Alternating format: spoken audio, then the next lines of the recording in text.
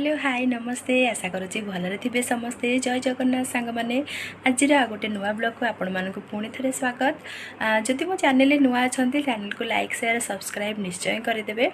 आज blog T बनवार कारण कहीं बहुत जन अच्छा जो मैंने कि फेसबुक और इंस्टाग्राम रे मते मेसेज करते कि मैडम आप अमृतभंडा बरार रेसिपी टिके कहतु। तो आज वीडियोटी से बनाऊँगी तो चलते ए बनवा अमृतभंडा बरार रेसिपी वीडियो को लास्ट पर्यंत देखूँ आउ एंजॉय करूँ।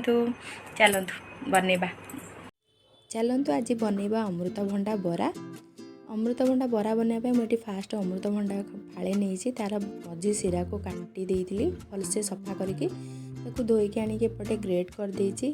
अमृतभंडा ग्रेट हो गला। चलते आम कौन करवा अमृतभंडा को आप कंचा भी चाहिए एमती बन पारे। मत टे अमृतभंडार स्मेलटा भल लगे तो मुझे फुटा पानी रे गोटे बॉयल आसला पर्यंत हल्का टिके ताकू बाकी सिझे देखो ये भलसे पूरा हो गला। छाणीदेबा जमती टे से ठंडा हो स्वाद अनुसार लुण टे हल्दी टे लाल मिर्ची गुंड और काश्मीरी लाल मिर्ची गुंड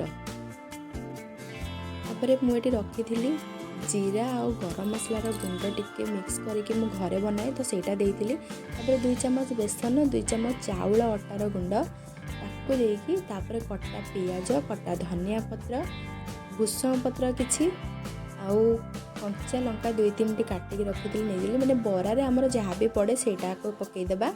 तापर ताको भल भाव में मिक्स करदेबा। बेसी ओदा कि बेसी सुखिला करेंगे ना भल लगे।